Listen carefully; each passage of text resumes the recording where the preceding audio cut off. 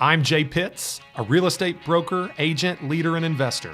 For the last decade, I've navigated the craziest of real estate markets this country has ever seen, selling over 2,000 homes, moving in and out of markets, always ahead of the curve. And now I'm bringing that perspective to you. This is your resource, and Real Talk About Real Estate starts right now.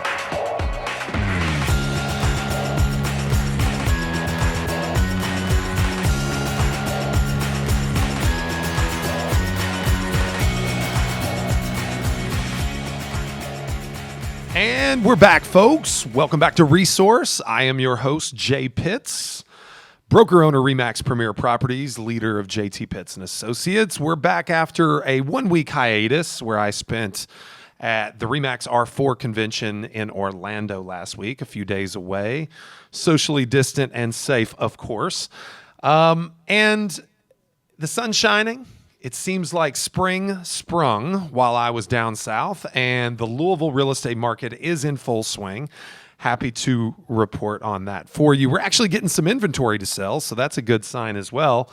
Talk more about that in a minute. Let's get some business out of the way first. As always, you can find us on our private Facebook group. If you have not yet requested access, you can do so a number of ways.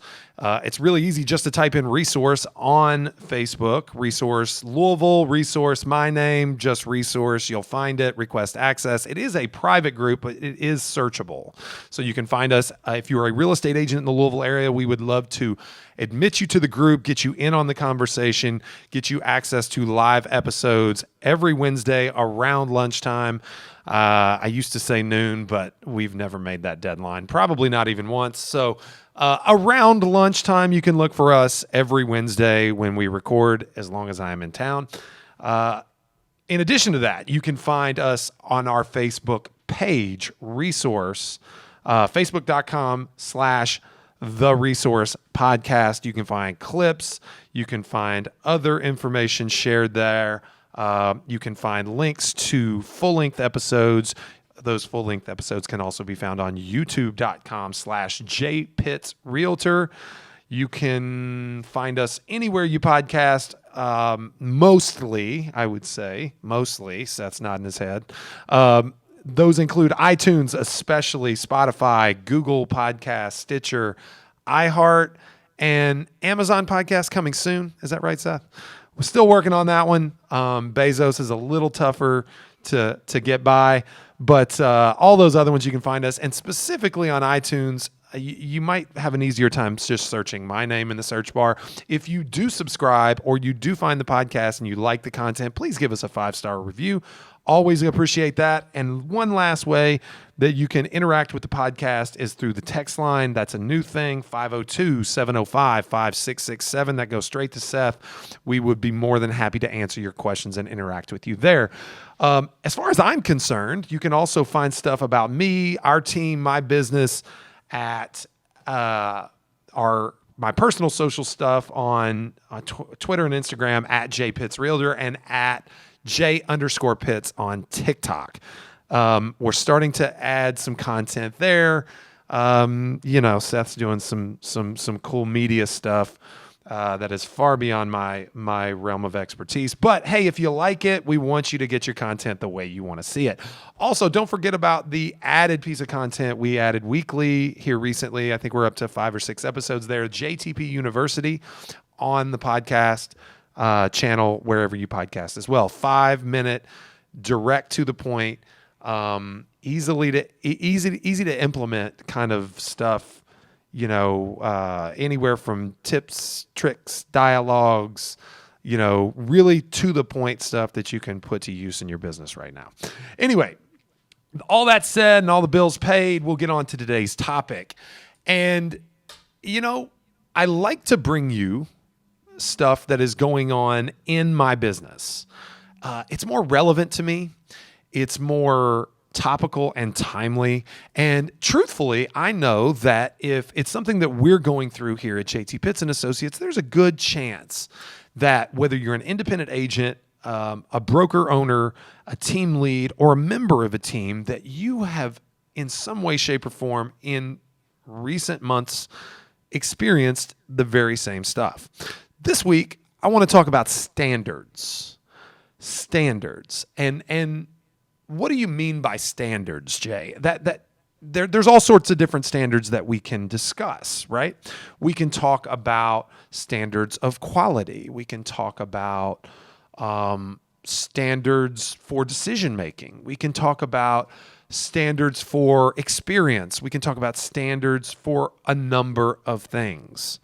What I'm here to talk about is all of the above, frankly. But as it pertains to team leaders, brokers, and leaders within the industry, even those that may aspire to be leaders or even members of teams, is production standards. You know, my stated purpose in real estate is to help as many people as I can possibly help. It started off with me trying to sell as many properties to and for the clients that I chose to work with.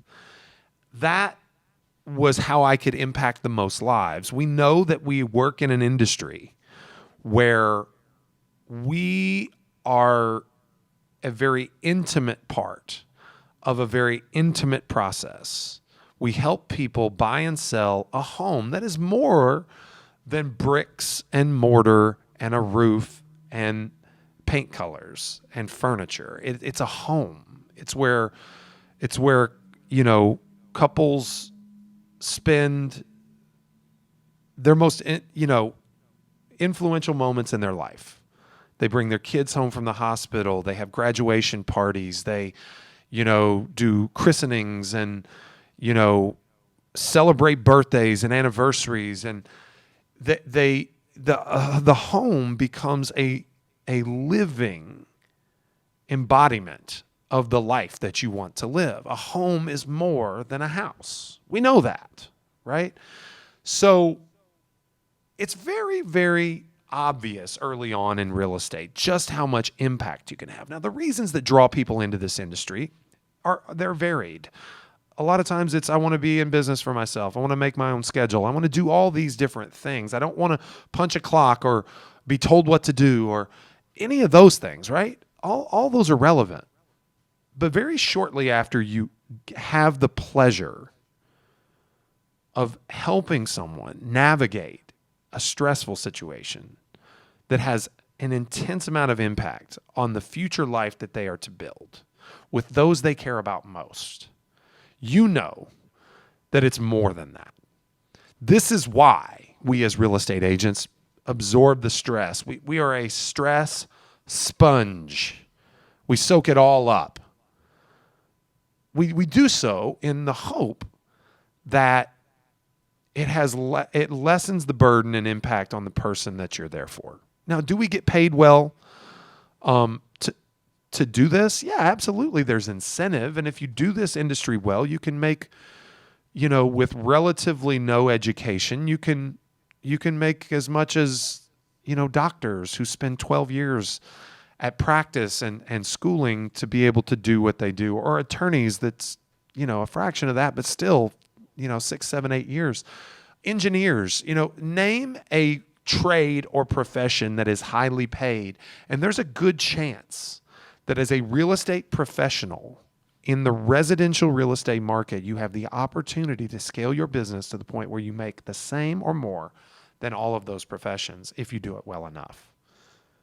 And that's a reflection of just how intimate the process is, how challenging the process is, and how valuable it is to the right people when it is done well. Now, as I said earlier in my career, I wanted to help as many people do that as possible. And it looked like me being the agent on the other side of the phone or at the other side of the table at the closing. Now my career is a little different, okay? I told someone this morning that oftentimes you find in leadership roles the agents that are best at helping people transact real estate. But that process doesn't inherently coach, develop, or train leaders. So now I find myself in less of a production role, in less of a client, consumer, end user facing role, and more as a leader of agents. It's part of the reason why I started this podcast. It's because I wanted to come on here weekly And I wanted to talk to each and every one of you about how to live a better life through real estate. And what I found, just like it was when I helped all of those consumers buy and sell and transact and avoid all that stress and frustration and have a pleasurable process, a pleasurable home buying experience or selling experience, the better I did and the more I did, the more money I made. The opportunity I had to provide for my family was enhanced. Well, now I'm here standing before you to tell you that how do you help more clients and impact more lives? Well, you become the person who guides those who guide. So right now I have 80 plus or minus 80 real estate agents in my charge. I am responsible for. It's quite obvious today being the end of Q1 where everyone must renew their errors and omissions insurance today or their license gets canceled tomorrow. As you can imagine what my morning was like, sending out those messages and fielding those responses. But those agents are highly credible at their trade. They help a lot of buyers and sellers transact real estate. And in turn, as I support them, I have a small impact on the ability they have for representing more clients and impacting more lives themselves. So through them, I have expanded my reach. And as I continue to grow the size of this company and the size of JT Pitts and Associates, which is now right around 30 members, I have a more intimate impact, and I have the opportunity to scale my influence. But ultimately, what it comes down to is, unfortunately, not everyone is cut out for success in this industry. So today's discussion of standards is not meant to be a negative one. It's meant to be positive for all involved. For those of you that are leaders, you know what I'm talking about. If you've had the opportunity or the occasion to represent someone who you really like, who is a good person, well-intentioned, well-meaning, you've had the opportunity to assess their motivations. And if you allow them to join your team or join your organization, then that usually signifies that you have some trust in them, that they actually want what they say they want. And they've probably told you what their goals are, what they're attempting to achieve through real estate. And you believe them. And that vision that they have, those goals are in alignment with what you're trying to achieve as a leader. If you're me, you want them to want to impact lives for the positive. You want them to live a good life. You want them to make a sufficient income so that they can support their family or their loved ones, so that they can not have to work 90 hours a week to make it work. But you also know that we rarely in this industry have the opportunity to learn from someone if their actions will be in alignment with their words.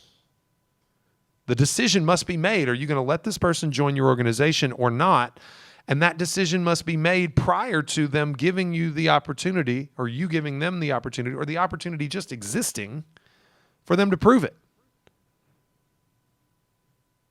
And I'm not talking nefarious. People don't show up attempting to mislead someone, a leader that would give them their honest effort. They have the best intentions. Most of the time, they don't know what to expect fully. For the same reasons that you don't know what to expect as a leader. They don't know how it's going to go. And what that leads to is disappointment. In truth, disappointment. Anytime someone takes on a career, they go to 96 hours of classes. They pay for those classes, nearly, about $1,000 worth of expense. They study, pay another couple $100 to take a test. They pass that test. They pay that errors and omissions insurance. They pay for that license. They go join the board of realtors. They go, we're talking probably $3,000 worth of startup expenses. Nobody does that with the intention to fail or to disappoint. But it happens. We know that, 97% of realtors fail in 5 years. I've recently heard 87% fail within 24 months. That's a really high failure rate. Really, really low percentage of success. We know that the average number of transactions closed in a year by a realtor in the United States is somewhere around 8 transactions, which here, if you follow that and the average sale price, that would put you, after backing out expenses associated with starting and splits and all the things, really probably around the poverty line, frankly. Like, why bother kind of money? So, why is it necessary for team leaders and brokers or leaders in general to set standards that clearly define success? Well, I'll be the first one to tell you that I haven't always done this. In fact, I don't do it this second. I've had a lot of success. And most of the agents that have ever come to work for me have had really substantial success. There's a few marginal ones and there's a few failures in the bunch, unfortunately. And that's a truth. It won't be the first. I guess it's not the way to put it, but it won't be the last. There will be more failures. They happen. So why is it important for leaders to have standards? Well, there's a number of reasons why it's important for leaders to have standards. Number one, clear expectations. The way I used to set expectations was by collecting goals. And unfortunately, there is a contingent of people, for whatever reason, that will say things that they believe or convince themselves to pursue a goal that is not in alignment with the sacrifice they're prepared to make, the actions they're willing to put in place. We look at lead indicators versus lag indicators. We know that the number of lead calls you answer lead to a certain number of appointments, lead to a certain number of offers, lead to a certain number of contracts, lead to a certain number of closings, and it's very linear. So that if you tell me that you want to close 25 transactions in a year, and I know what that's going to require, and I tell you what it's going to require, and then you don't put forth the effort on the front end that starts that linear progression towards success, then I know that you really don't want what you say you want. But even then, expectations is not the biggest problem. It is a necessity for standards, necessity. It is important that clear expectations exist for standards to be met. But it's not even the most important part. The most important part, if you're a leader, at having clear standards that you abide by and hold accountable to, is not the people that aren't meeting the standard or those that are in danger of not meeting the standard. The issue is that you dilute the value of your service. You dilute the impact you make as a leader for the top tier. I sat down on Monday with our leadership group, had a nice retreat.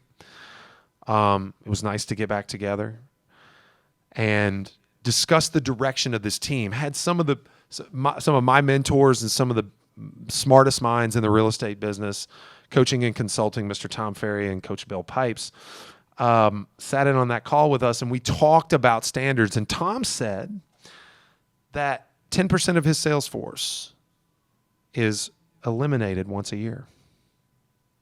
You're constantly, another thing that I say a lot, should probably practice what I preach. You're always identifying and developing new talent. Always.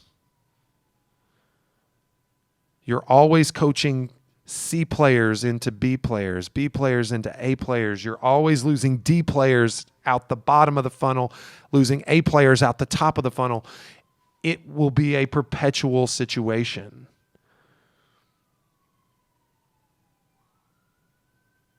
Now, what message are you sending to your B and A players if you allow D players to hang around and dilute the value of your product, dilute the reputation of your brand? What if you allow C players to stay C's and not become B's? If you don't encourage B's to become A's and you don't empower A's to live the best possible life that they can live? Well, you're not a leader at all. That's what. The truth is, a good leader takes their own medicine. A good leader has the difficult conversation. A good leader tells the D players that this is just not the place for you. I am going to release you to go find a place that is more in line with the actions and the sacrifices you're willing to take.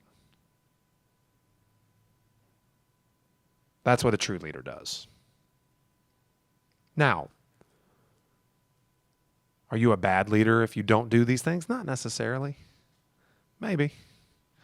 Not necessarily, because we're all human here. Okay? And as I said earlier in this episode, the majority of leaders are really good real estate agents that become de facto leaders because they are capable of generating more business with consumers than they can physically process. But it is incumbent upon that person to take what they have, what skills they have at their disposal, what skills they've developed, and develop them further into leadership qualities. I'm going through this process right now. My team has grown extensively and in an organic way, which tells me we're doing a lot right. I have amazing people lined up to talk to me about joining this team. And my leadership team and I, we make the best possible decision that we can make. We evaluate on 4 criteria. I don't think I've ever shared this on the podcast, but I will today. It's very simple. Are you a self-starter? Yes or no? Probably needs no explanation, just a yes or no. I don't ask the question, I ask it for myself. As I talk to the person, I ask myself, is this person a self-starter? I need a yes.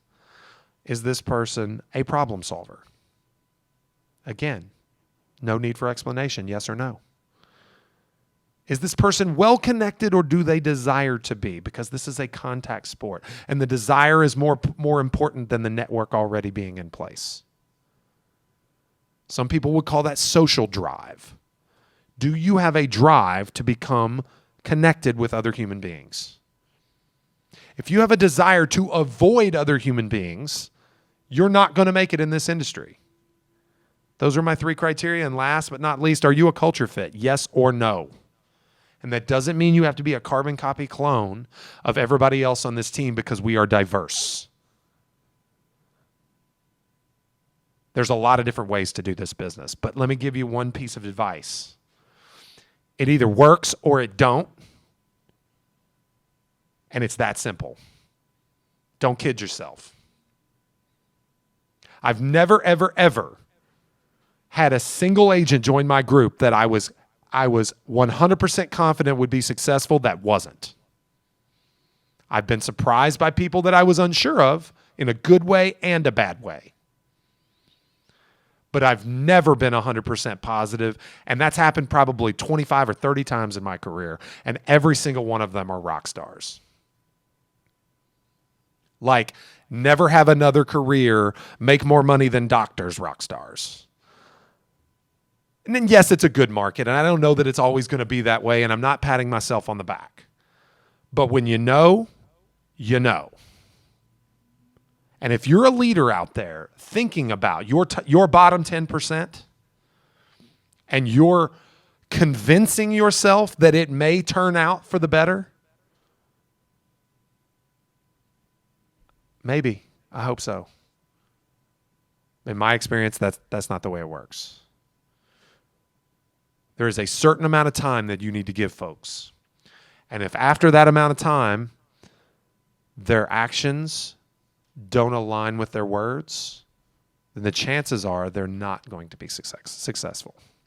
And as a leader, you are doing yourself, that person, and everyone else on your team a disservice by allowing them to hang around and continue to pretend that they want something that they really don't. And it's just that simple, folks. The Pareto principle says that 80% of the real estate agents, 80% of any market, frankly, make up 20% of the success. And conversely, 20% of the agents or 20% of the market makes up 80% of the success. In real estate, that looks like the top 20% of agents make 80% of the commission dollars. It is a steep drop after that. It's true now. It was true 10 years ago, and it'll be true 10 years from now. Because the top tier aligns their actions with their words, their actions with their intent. They don't say they want things that they don't. They don't make goals that they don't plan to destroy.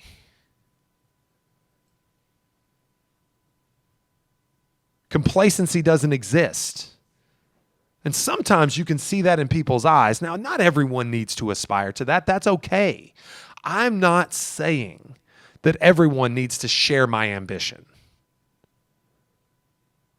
But it's pretty linear what it takes to get you from here to there.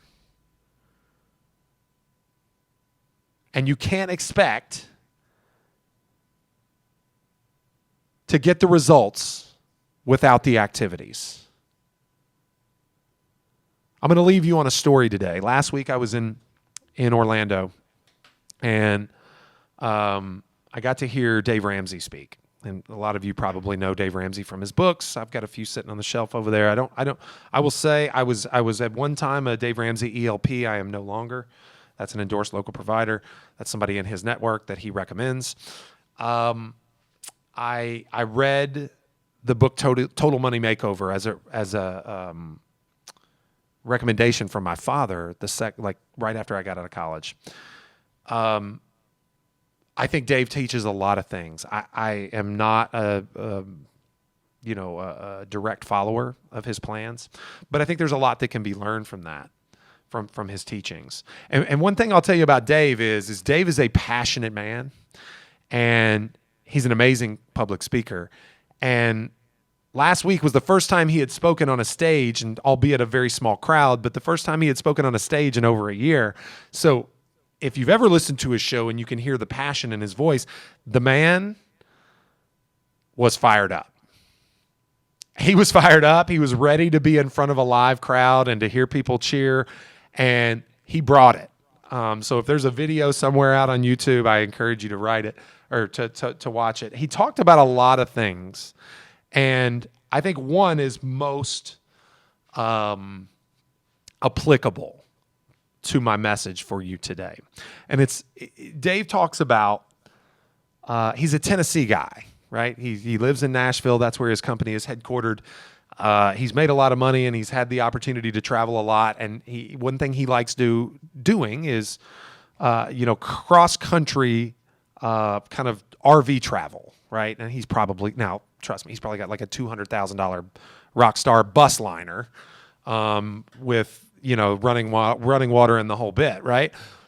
King size sleeper, expands from the sides, big screen TVs everywhere. That's how I picture Dave Ramsey. And he paid for it in cash because, he doesn't borrow money. But he talks about driving home from out west across the plains. He said, you encounter mostly two types of wildlife in the Great Plains. Obviously there's crops and such, but, I'm picturing in my mind as he's telling this story, the roads through, the Midwest, west to Midwest, that where you can see for hundreds of miles, no mountains, no anything. And he talks about how storm systems develop in those plains. And he said, you can probably see for a 3 or 4 hour drive ahead of you. That's how far the horizon is off in your view. And so you can see the storms developing, what seems like days in advance, right? And he talked about the two different types of livestock, the two different types of animal that you encounter on the sides of the road, off in the pasture as I don't know if pasture is even the right word, grazing. It's not like horse pasture, but it's out grazing in the Midwest. And those two types of animals are cattle and buffalo.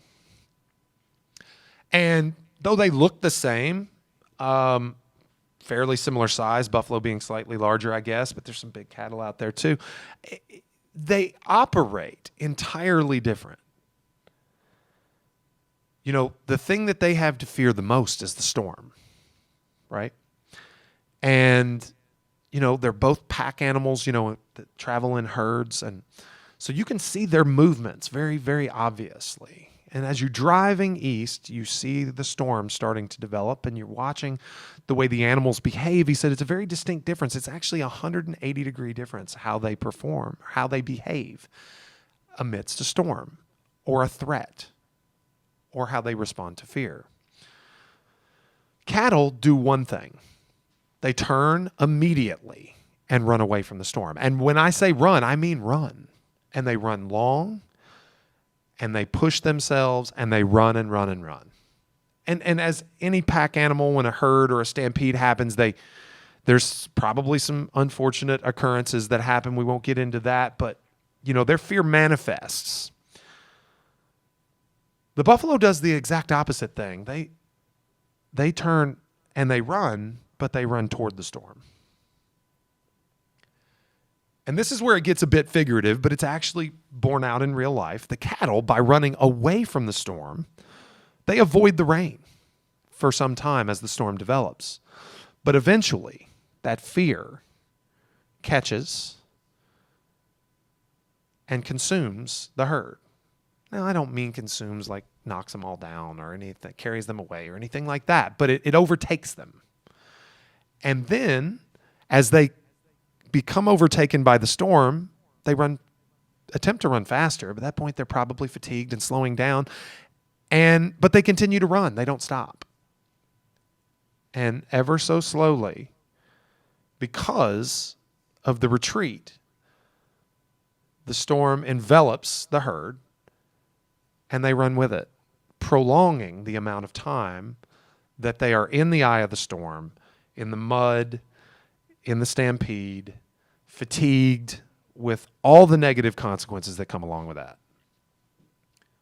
And eventually, after all the negative consequence and all the fear being prolonged as long as it possibly can, the storm passes the herd and they come out the backside. On the opposite end, the buffalo, who turned and ran toward the storm, They minimize the amount of time that they feel the fear and anxiety of the storm catching them. They face their fear. They face the anxiety of dealing with it. They run into the storm, therefore shortening the amount of time that they have the negative effects of the storm, and they come out the backside much, much faster with significantly less damage to the herd. So what Dave says and how you can apply that to today's message is if you are a leader, rather than sitting back, okay, running away from the storm that is developing, because trust me, if you're worried about it, there is a problem. Okay? If you're worried about it, there is a problem. Rather than running away from the storm and letting it slowly approach you, increasing and maximizing the anxiety, fear, and frustration for your team members, for your leadership, and for yourself, and maximizing the negative consequences as a result of that interaction, I guess you deserve the problems that you get. But if you're a buffalo and you turn and run towards the storm, handling it the best possible way you know how, and minimizing the amount of time you have impact from that storm, you're going to come out the other side and you're going to come out a better leader for it. Because rarely in life does avoiding a problem make things better. Facing a problem, facing a challenge allows you to be the best leader you can possibly be.